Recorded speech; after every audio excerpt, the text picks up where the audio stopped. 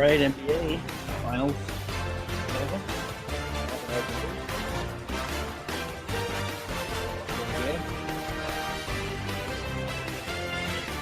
It's on the way out.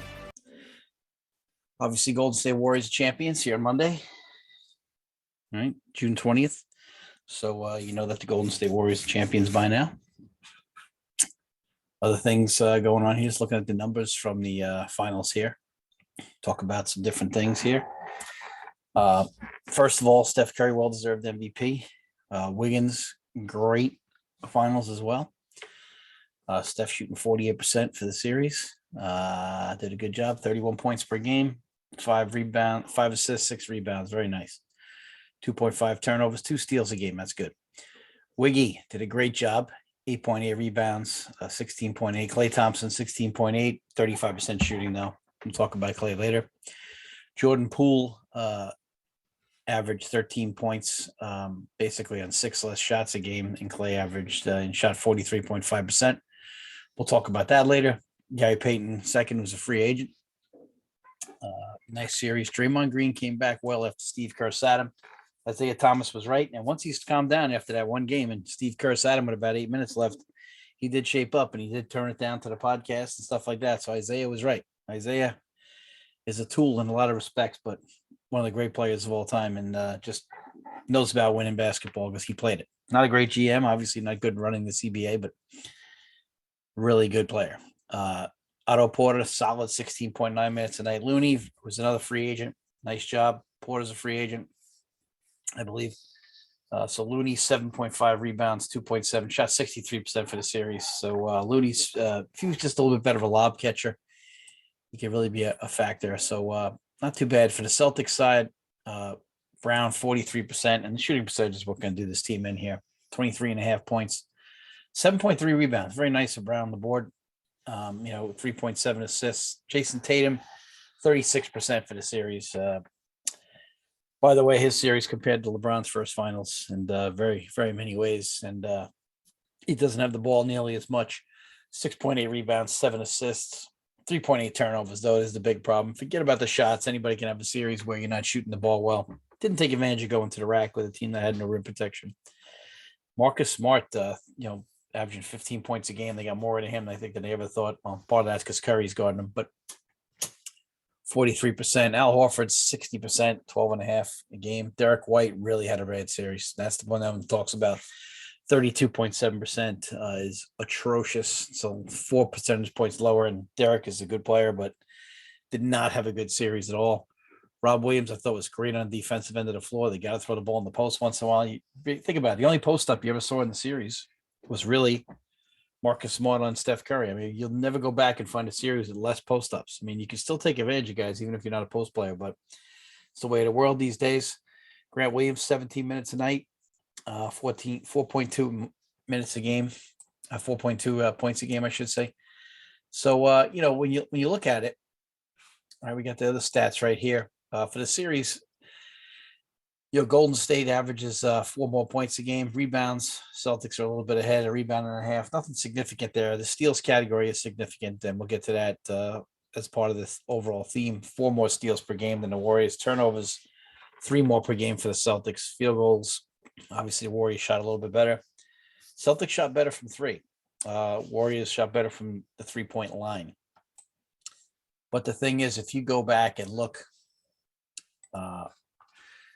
and from that game the other night, obviously, just again, the turnovers too much. 22 turnovers for the Celtics, 15 for the Warriors. They're always loosey-goosey with the ball themselves. That's why I don't still see them beating some of those all-time great teams. They are very loose with the ball. But obviously, they have a shot to beat those teams if they shoot it well. But still, Wiggins had a great night. He didn't shoot well that night. Porter had a good night, 2 for 3. Draymond really played well. 12 points, 12 rebounds, 8 assists, 2 steals, 2 blocks. Draymond looked really motivated. Got to give him credit. Klay looked awful. He looked okay early, looked terrible late. Curry, obviously, 7 rebounds and 7 assists is the best part of Curry's night, in my opinion. And Jordan Poole, big lift, 5 for 12 and 15 points and only 17 minutes. So, when you look at those numbers, you can see what's going to happen there. But the reason the Warriors win those series is because the Warriors get more shots. even if you're looking at that game from the other night, let's look at the shot attempts. 92 shot attempts to 80. You're going to get 12 more shots. You're going to win the game, especially when you're the Warriors. You outshoot your opponent. Now, again, Boston beats them from 3-point the other night. Actually, no, Warriors shot 41% from three. Boston shot 39% from three the other night. But again, the series, Boston beat them in the free. But again, if you're going to not take care of the ball and you're going to give up offensive rebounds, and again, 12 more shots, that's huge. All right, 11 for 12 from the free throw line. Only got 4 more free throws for the Celtics, 8 for 8 for the Warriors from the free throw line. Again, no one attacking the basket, so not a lot of free throws. But if you think about it, people are going to get all over Tatum, obviously, and that's cool. 24 years old. So people I work with, one guy comes, he goes, Jordan at 24 was doing well. Jordan wasn't in the finals at 24. Bird Magic had been in the finals by 24 already, but those are two of the greatest players of all time. We're not saying that about Tatum yet. He is 24. That's the part you forget. Kobe's in there at 24 too, I believe, because of he was playing with the Shaq, and Kobe was ready. Kobe again, one of the all-time greats. Tatum's favorite player. So here's a guy getting 7 and 8, and if he didn't play great defense, I could say yeah, but he's a great defender. He shut down Durant. He had a bad shooting series, and hopefully he learns from it.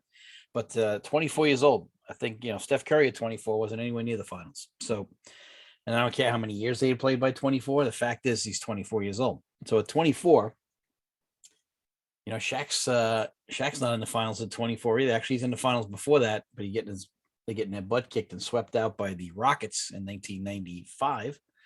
But and then 96, they get swept in the series with the Bulls. So again, Shaq, 24 hadn't won one yet either, but obviously Shaq, all-time great. So we're using these comparisons here, and people today love with these narratives. They love to beat up on guys, but again, 6.8 and 7 showed he did other things, and he is a very good defender.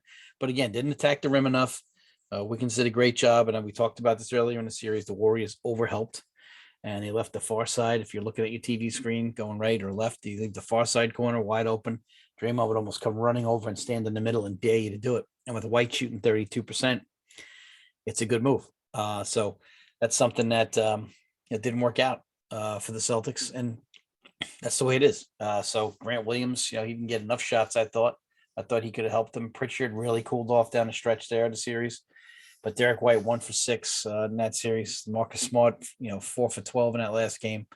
So again, not great numbers. Tatum 6 for 18 when he started off pretty well. So again, he drifts in and out too much. But the 5 turnovers is the bigger problem. And Jaylen Brown 5 turnovers. So again, Tatum will be fine, but we'll see what happens. Other things we got to talk about. Klay Thompson. I love Klay. He's one of my favorite players because he's a two-way player. He's one of my favorite players in this era, if not my favorite player. But I wonder if the Warriors are going to look around and shop him, because if you look at it, you got to get something out of him now. He could probably get something from him now. I thought he did a nice job defensively in the series. I thought he showed that he was back to his old ways on defense. Lively's in the booth here. Hey, Lively, how are you, beautiful girl? My little dachshund, Lively, she's in the booth. Gonna give her a biscuit raise. So, but Klay is time for him to. I don't know. They might definitely look around because they'd like to find a way to keep Wiggins, but they don't know if they can keep Wiggins because they have to keep the rest of this core kind of together, and it might be cheaper to let Klay go and try to sign Wiggins. Wiggins doesn't become a free agent until 2023. There's rumors out there about him for a trade for Rudy Gobert, but again, would you like to see them get a lob catcher and a shot blocker? That'd be the one thing the Warriors are missing, but. I guess this all depends how they feel about Weissman. He's coming back, and I would rather stay him. I would spend that money elsewhere. I wouldn't spend it on Rudy. But if you really want to stay fluid in a championship season like the '80s Lakers did, you got to keep adding, and sometimes you got to make tough decisions. And so they let go of Norm Nixon, they let go of Jamal Wilkes. You got to keep adding youth. They picked up Byron Scott when Jamal Wilkes went. Obviously when Norm Nixon went, they'd already won a title with him. So, I mean, the thing is, sometimes you got to keep improving. And if I was them, I'd keep Wiggins and I would see what I could get for Klay. The drawback for that is Klay is a good defender. If you put Poole out there and you figure Poole can definitely make up those offensive numbers, but Poole and Steph on the floor defensively together, that could be rough. You can see they tried to avoid that at all costs this series. That's why Poole's minutes were down, but Poole very productive in the minutes he had. But again, what are you going to do if you have Poole and Steph on the floor together? Poole can't cover me. That's a problem. So again, Wiggins for Gobert, maybe. I don't know. I wouldn't go Gobert. I see what Weissman has, and I would stick with him unless the Warriors know something we don't. Another thing, by the way, Kenny Atkinson turned down the Charlotte job, Smithtown native. I guess maybe he want to move the family, or maybe he knows something about Kerr's departure that we don't know. Either way, I was hoping he would take the Charlotte job, get 3 Long Island guys over there, Mitch Kupchak, Rich Race, and Kenny Atkinson. But hey, maybe he knows something we don't, or maybe he just didn't want to move the family. All fair things, and maybe didn't want to deal with Ball's father. Who the hell knows? But you never know. Either way, good choices all around. No bad choices in that situation. But again, they have to try to keep this roster together. So if you want to keep Green, Thompson, and Curry together, I don't know. How much am I spending on Clay at this point? I'm not sure. And now all this talk of Steph in the top 10, as I'd like to say to people, who you taking out. So some people talk about how you take out, Tim Duncan. I don't know how you do that. Tim Duncan's best power forward of all time. I don't think you're taking out Kobe or Magic or Mike or Bird. And I still think, if you're going to do that, Oscar's got to be in there. Jerry West, Wilt, Bill, Kareem. So the list gets long. If you're going to put Shaq in there, you got to take a good look at Hakeem as well. So, and Moses Malone, people of that nature, but it's tough. Yeah, he's definitely in the discussion, but who are you taking out? Obviously, now you're seeing all these people telling you he's better than LeBron because he has the same amount of rings. If you think that Steph is better than LeBron, are you talking to someone who thinks that? And I'm a Steph fan, and I can't stand LeBron. You just have to know that they don't know any basketball and that they're just going to go. And like I said to you last time, it's just one of the imbecilities of our lifetime is we have access to this phone, and yet we know less about players than ever before when it's easier than ever before. So you got to just get on here and look at Jerry West numbers or LeBron's numbers or somebody else. The thing is, and it's like nobody has any logical thought anymore. Like just because you're a Steph fan doesn't mean he's the best ever. I love Kelly Tripucka. Doesn't mean Kelly Tripucka is better than Bernard King. It doesn't mean that Kelly Tripucka is better than Larry Bird at the small forward spot. But I love Kelly Tripucka, one of my favorite players. Loved him in college. Good announcer, and he gets traded to Utah. But you know what? It doesn't mean you have to have some objectivity, and nobody has any of that. It's horrendous. So if you think that Steph is better than LeBron, I don't know what you're watching. Is he the flashiest of some of the stars of all time? Absolutely, but flash doesn't mean he's any better. So how you get your points and what style you get him in doesn't make you better or less better than somebody else. It means that you got the same 3 points that they got, or you got the same 2 points that they got. But again, we're talking to mostly fans who feel these things. But to think that he's better than LeBron is just absurd. And again, I can't stand LeBron. He's probably the player I like the least in the league right now. So I don't know. We'll talk about that again as we go forward. Kyrie supposedly has an impasse with the Celtics as we dive into next season now. We'll transition over to that. Kyrie had an impasse. Again, I respect Kyrie's reasons for not wanting to get vaccinated. I'll never tell him to do it. But even before that, even before this whole vaccination thing, he would take time off to go to parties and stuff like that. And I don't know. If I'm the Nets, I mean, he does have an option for 30, I think it's $34 million or $37 million. He's going to probably choose that player option. There's a lot of rumors out there that maybe he'll go to the Lakers and play for the minimum, but I don't know in history if we've ever find a guy to turn down $37 million to go play for the minimum for something he already possesses and probably doesn't love that much, which is an NBA title. He'd probably like to win another one, but is he really infatuated with basketball? He talks about how he has a lot of other interests, and I support that. But if I'm the Nets, I don't know. And of course, they're talking about rolling over Harden's deal, and he's going to opt in. And the Sixers have to say, I guess, that they're all for that. But again, I don't know. I mean, if I was the Nets, I would let Kyrie, try to walk, but he's going to opt in. If he opts in, what are you going to do? But if I'm the Nets, I'd love to see him walk, and I would try to fill those dollars with something else. But James Harden for the Sixers, I mean, they it's such a big deal. It's a boatload of money, but a guy is totally out of shape. You don't know when he's going to flake out on you in the playoffs. He has performances that you just can't imagine. And we're going to go over the free agent market in a minute. And it's just some interesting value, but interesting value out there. But again, a guy like Draymond, I think all players, when you look at, I think it's Draymond's example, when you're looking into free agency, it's hard because Draymond's valuable to the Warriors, but is Draymond valuable to the Knicks? I mean, he's a great defender, but without him being the ball up and things of that nature, he's not as valuable. So to me, you always got to be careful where these guys fit. And unless you're on the same page as your coach and GM, I don't know what the point is. It has to be styles have to be conversed about and strategies have to be made about it. And of course, we got the draft on Thursday night. Really looking forward to that. But again, here, let's look at some of the free agents out here. And we're going by salaries on the way down. John Wall, I mean, I guess you got to do physicals with all these guys because $42 million in Houston, he has a player option, which means he can get right back in there. James Harden, $47 million next year. Oh my God. Russell Westbrook, $41 million. Bradley Beal's the interesting one, $35 million. I think he's going to be looking to get out. If I'm the Lakers, I'd spend my money there if you want to get back into the mix. And again, LeBron hoarding himself all over the place. And this is another reason number 3,468,000 why he's not the greatest player of all time. This guy's, got to find the best team and stack the deck so he can win. It's like an AAU tournament where you bring 15-year-olds to a 12 and under tournament. We've all experienced that before. I know I did. So, this guy feels like one of those bad AAU coaches. He's got to stack his team. He can't go out and just try to get it himself. Kyrie, like I said, $34 million. Gary Harris, boy, that's a steal. $21 million. Who the hell is paying Gary Harris $21 million?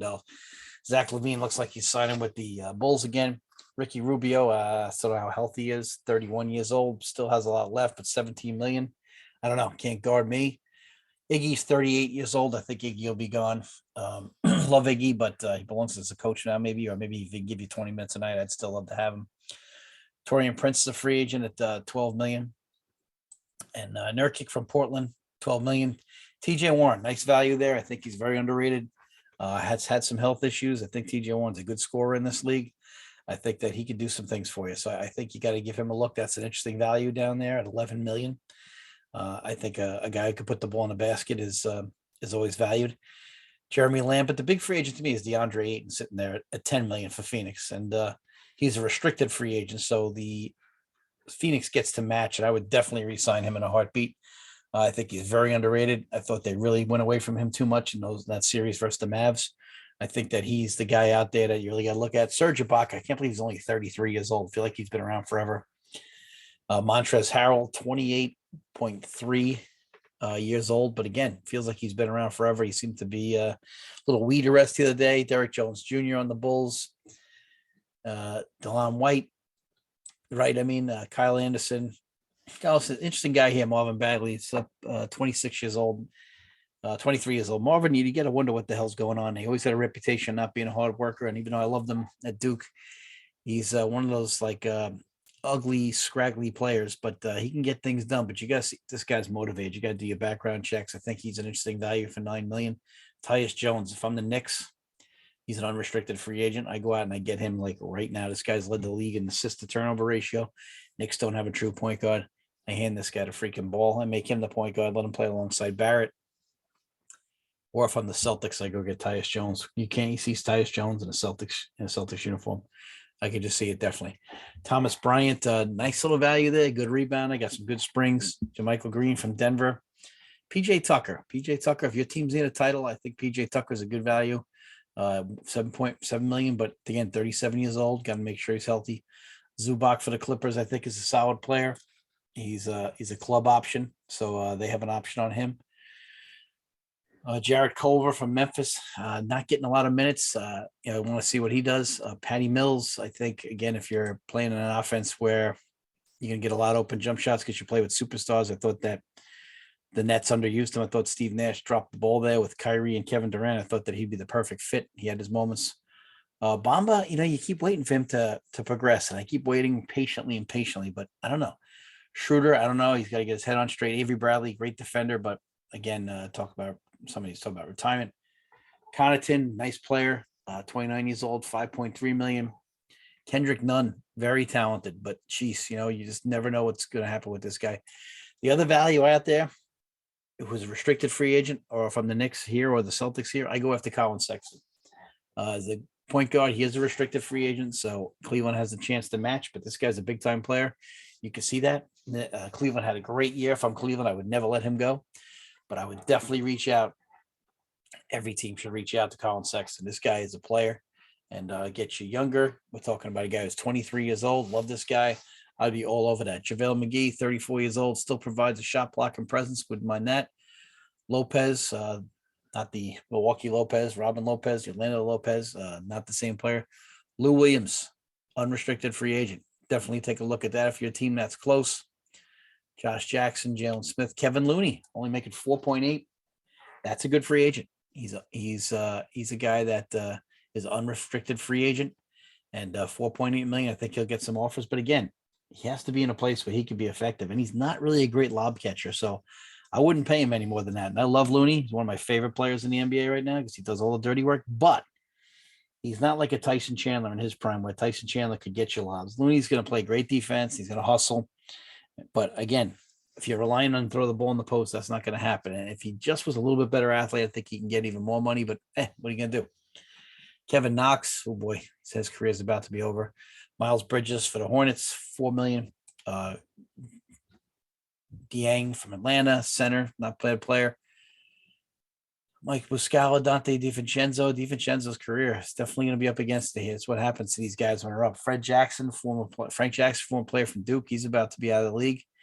Brian Arcidiacono, New York Knicks, $3 million. He's an unrestricted free agent. LaMarcus Aldridge is 37 years old. Paul Millsap, 37.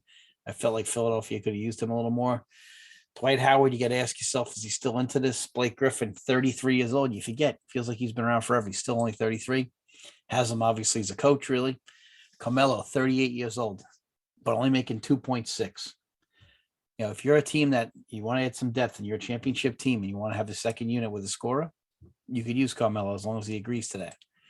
I don't think Markieff Morris gets enough love out there. Aaron Holiday, not bad. Trey Lyles from that great Kentucky team way back still isn't really caught on in that career yet. Austin Rivers, an interesting value. 30 years old, can score the ball.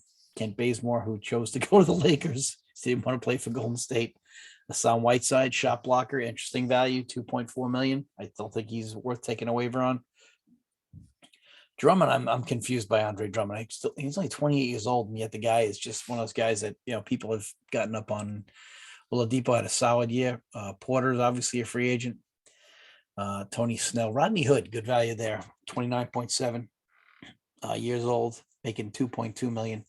Here's the guy that's another great value out here. You got to take a look at Bol. The guy is so talented, but you got to find out if he's got a motor or not.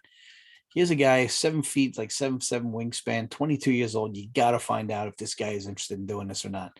He's definitely talented enough to do it. I mean, you have to ask yourself, what is he doing? Like, you got to ask yourself, is this guy ready to go? Like I said, Rodney Hood, a good value. Wes Matthews, nice value, 35 years old, though, getting long in the tooth. Gary Payton II did a nice job, 30 years old. I would definitely re-sign him if I'm a team that wants a little defender. And I think that definitely Malik Monk is, though, the steal of this value. He's on the Lakers, all right, 24 years old, $1.7 million. You got to take a shot at Malik Monk. This kid could score. He could fill it up. He's long. He can guard if properly motivated. Stanley Johnson, boy, oh boy, what a sin at Stanley Johnson's never really worked out. Such a talented player. Jalen McDaniels, not as reach. Jalen Brunson's going to get a lot of interest at 1.5 million. Good to see that. Tough guy. Nick Claxton did a great job for the Nets. It's a jumping bean. You got to give him some credit. He's going to be fine out there. Bismarck Biyombo at 30. I don't think he's done, but again, his minutes really challenge. Austin Reeves, only 24 years old. Luka Garza, 23 years old. But what did he do? Well, you got to see if he's going to be good enough. Damian Jones. Just see anybody else down here. Tristan Thompson, who's 31. I always thought he'd be better than he is. He was making $1 million last year. It's crazy. DeAndre Jordan, I'd let him go. He doesn't seem like he wants to do this anymore. Isaiah Thomas is the guy that I still wait for teams to sign. He's a guy who dropped 53 in a playoff game. He must have pissed somebody off. Isaiah is still a scorer, and any team could use a scorer, and yet this guy gets hosed. I feel like somebody knows something that we don't, or else he'd be playing somewhere. Anthony Lamb, Moses Wright, not a bad player.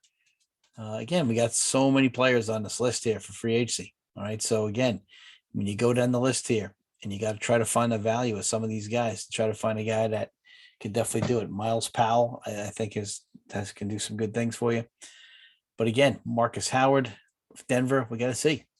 And then you ask yourself, what happens to guys like Moutier who are out of the league now? All right, so it's just incredible how quickly all this stuff changes.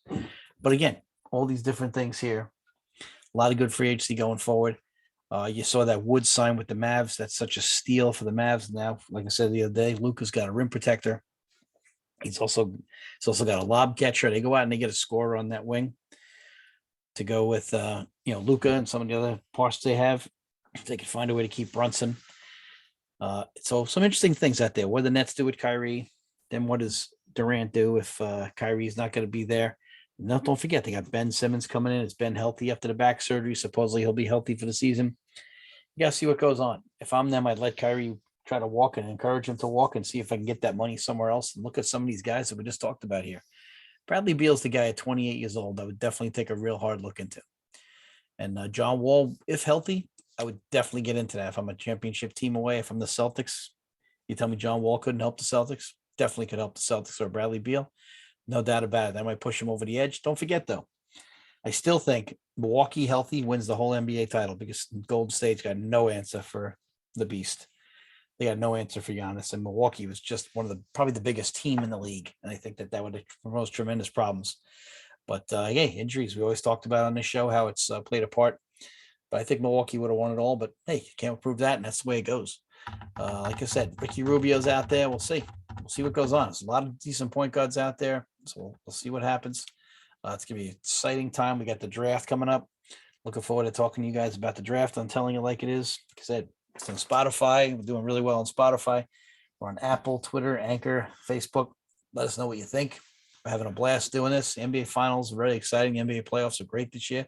Having no LeBron in it makes it great too because it's just not an agenda for one person the whole time, and just it becomes just a fest of only talking about one guy. And it just makes it really uncomfortable. But again, so what are we going to do with Kyrie? What are we going to do with Kevin Durant in Brooklyn? And don't forget, the Nets lose all three of those 4 games by a hair and could easily have been 2-2 after 4 games, or maybe they could have been up 3-0. Who the hell knows? So again, trending players. Let's see what it says about my man Bradley Beal here. Yeah, he signed a 2-year contract with the Wizards. Yeah, well, I bet you didn't wish he did that. In 2023, he'll while carrying cap hit. Yay. That's a big hit right there. Yeah, Beal is, like I said, player option. He can get out of there if he wants. These top guys all have these player options. And again, it's an interesting time, but there is some good value down there. But you got to see if these guys are motivated. Like I said, you got guys who are very talented, and that's what I'm happy for Wiggins about. Here's a guy who was the first pick in the draft, 2013. You got to look at a kid like Bagley and ask yourself, is this kid going to be really good down there? Jarrett Culver, like what can we get out of these guys? Mo Bamba, these are talented players who really, Amadou Diallo, really talented players. You got to ask yourself. Colin Sexton, to me, is the first call. Second half, guys. Colin Sexton is the first guy I'm gonna call, and I want to see if he's interested. And then I'm gonna go look at, I'm gonna go look at the old Duke point guard there with the amazing Trey Jones. Well, not Trey, Tyus Jones. And I'm going to go take a look at him. And so this is what you need to do. And we'll talk about Bernie Toppin from, well, not Bernie Toppin, but Toppin from the Knicks. Bernie Toppin's a writer for Elton John. Woo! A little cross there. But Toppin, Obi Toppin, Bernie Toppin. They have a really scary attack right here. They had a really good chance to pass Obi Toppin. Dino with the ball. They're worried about the defense for Obi. And it's one of those situations where, yeah, he's the highlight film, but again, the fans don't see what goes behind. He's not a great rebounder for his size. Got to be a better defender. His Jay is coming along. So if you're the Knicks here in the neighborhood, we want to make sure I always pay attention to what the Knicks are doing. But we'll be back with some draft analysis. And Summer League starts July 7th at the Thomas and Mack Center in Nevada there. It's going to be a really exciting time. Love the Summer League basketball. It's actually my favorite basketball of the year because you got all these guys coming in and play their asses off. Some guys, second and third year players trying to get back in there. It's just so much fun to watch. Shot that, yeah, you got to take shots here and there. Let's take a look at Wiggins' deal here. Yeah, he signed a 147 contract with $1 million salary of Wiggins will have a base salary of $33 million. Yeah, so that's going to be a hit. This is what the Warriors have trouble with. What are they going to do with him? That's the hard part.